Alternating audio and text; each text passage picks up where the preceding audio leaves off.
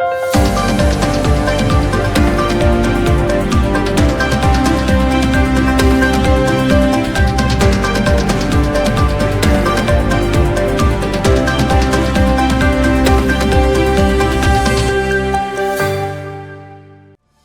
warga Jakarta, kembali lagi bersama saya Dina Marcelina. Berita Jakarta hari ini, Kamis 23 Juli 2026, menghadirkan berita pilihan dan informasi terbaru untuk Anda.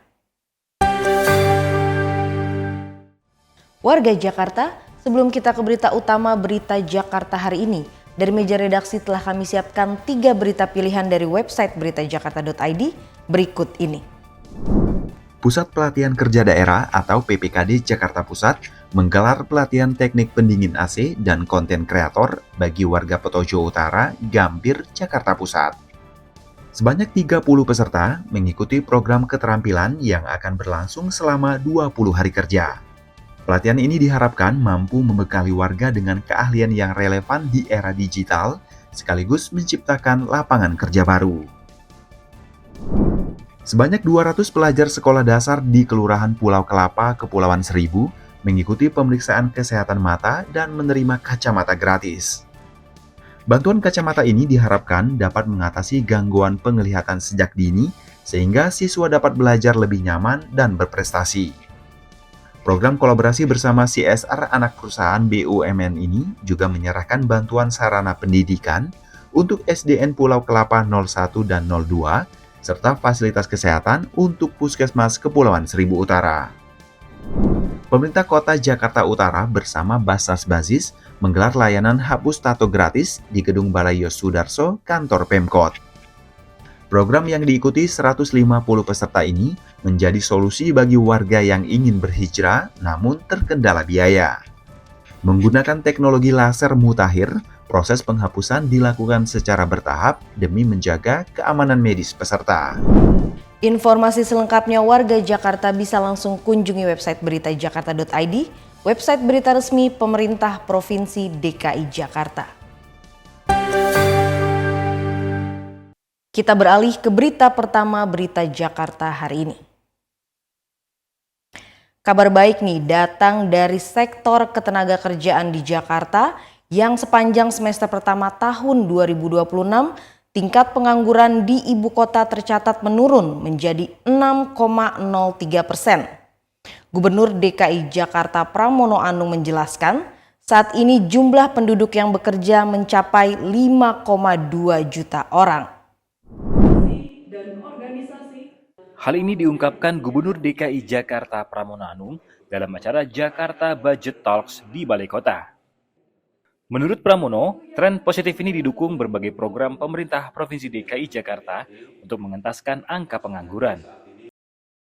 Mulai dari program padat karya yang membuka ribuan lowongan di sejumlah dinas, program magang bagi lulusan SMA yang melibatkan ratusan perusahaan, hingga pelatihan mobile training unit yang menjangkau ribuan peserta.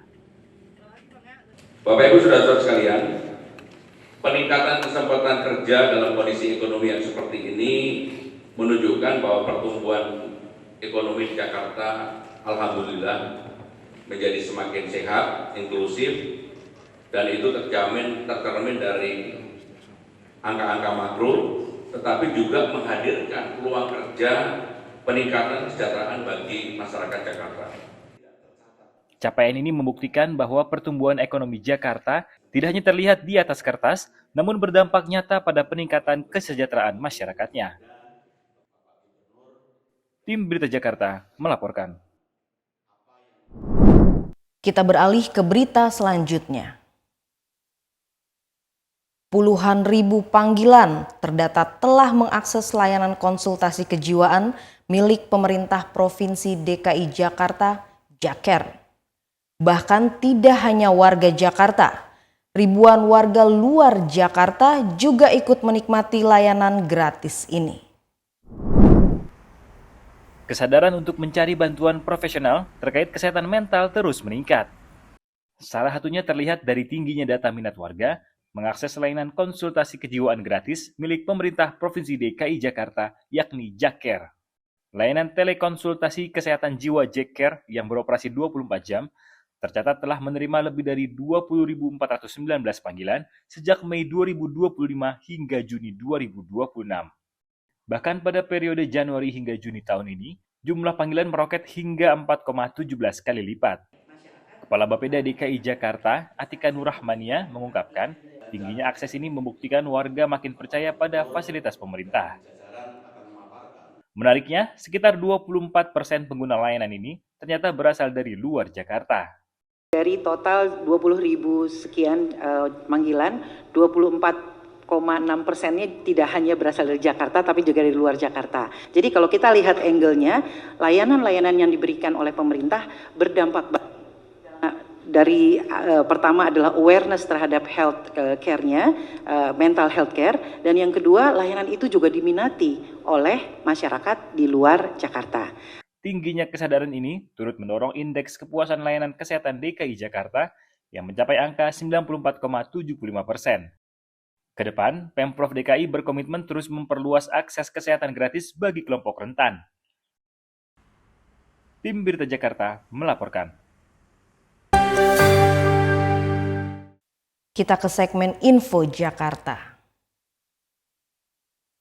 Dinas Pariwisata dan Ekonomi Kreatif DKI Jakarta membuka pendaftaran fasilitasi hak kekayaan intelektual atau HKI bagi para pelaku usaha di sektor pariwisata dan ekonomi kreatif. Program ini bertujuan memberikan perlindungan hukum terhadap karya dan produk kreatif sekaligus meningkatkan daya saing pelaku usaha di tengah persaingan industri. Layanan ini diberikan secara gratis dengan kuota peserta yang terbatas. Pendaftaran dibuka pada tanggal 27 atau 28 Juli 2026. Bagi warga Jakarta yang berminat, pendaftaran dapat dilakukan melalui informasi berikut ini.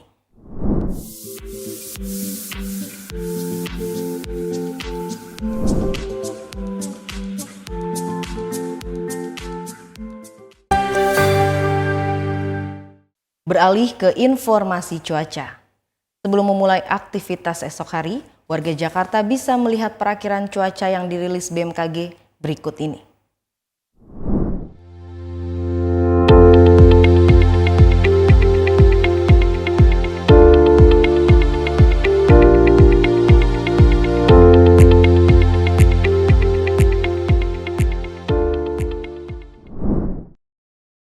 Demikian program Berita Jakarta hari ini. Saya Dina Marcelina dan tim yang bertugas pamit undur diri.